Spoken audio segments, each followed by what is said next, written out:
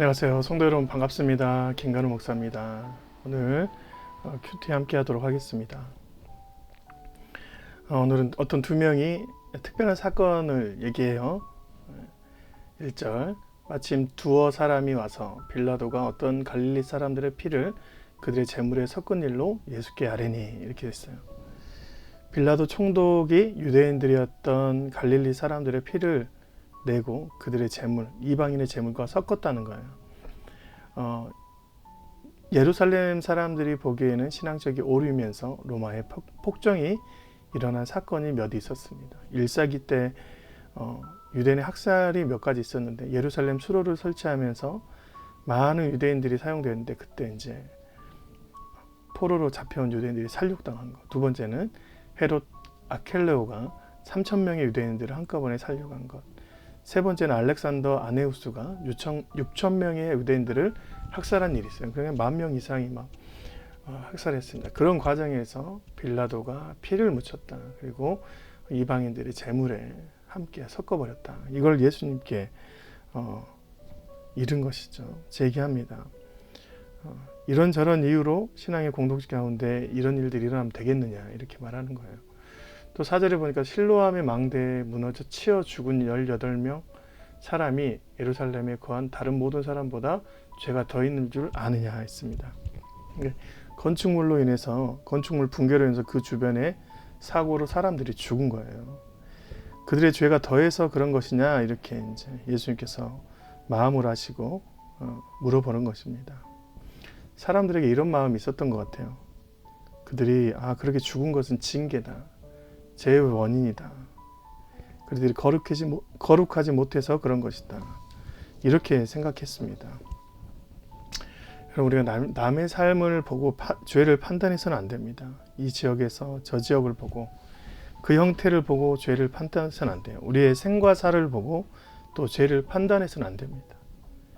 무너져야 될 곳이라고 말할 수가 없어요. 그것은 불가능한 일입니다. 이 땅은 다 죄 가운데 있는 상황이기 때문에 어느 누구도 그 가운데서 죄에 대해서 말하고 판단할 수가 없어요. 죄의 판단과 징계는 오직 우리 주 하나님만이 하시잖아요. 그러니까 이런 일이 있을 때 자신을 바라보라고 예수님께서 얘기합니다. 너에게 이르노니 아니라 너희도 만일 회개하지 아니하면 다 이와 같이 망하리라. 그럼 죄에 대해서 회복은 남의 삶을 판단하고 바라보는 데서 회복되지 않아요. 죄의 회복은 반드시 그들에게 임한 성령의 세례로 인해서 회복이 되는 것입니다.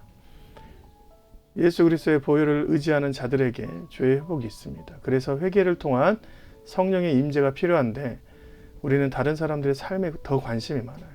하나님께서 말씀하신 그 구원의 메시지는 관심도 없고 남의 삶의 아픔과 죽음에 대해서 서로 판단하는 것을 더욱 즐기게 되는 것입니다. 그래서 아무런 필요가 없는 것이죠.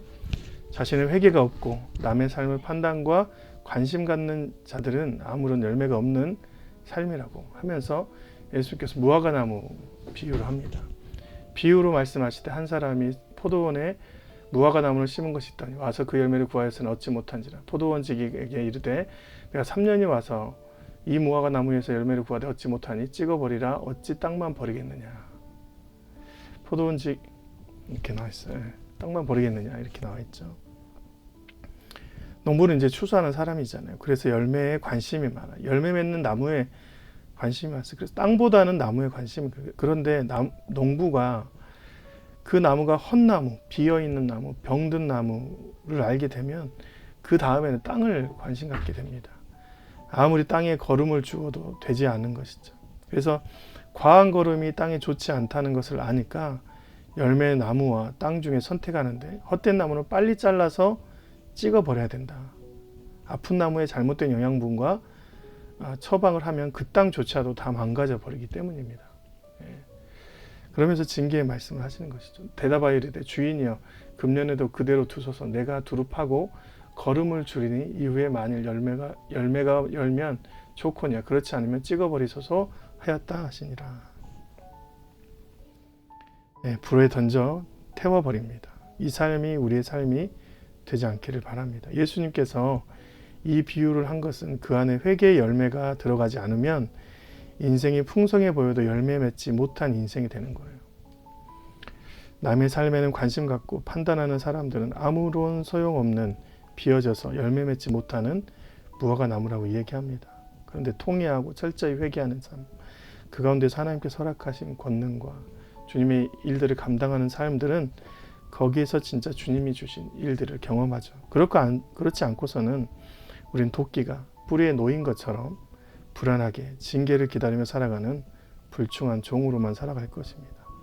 오늘도 여러분 주님이 주신 회개의 삶을 놓고 자신의 삶에서 언제나 주님을 바라보며 다시 열매 맺는 귀한 풍성한 하루가 되시길 주님의 이름으로 축원드립니다.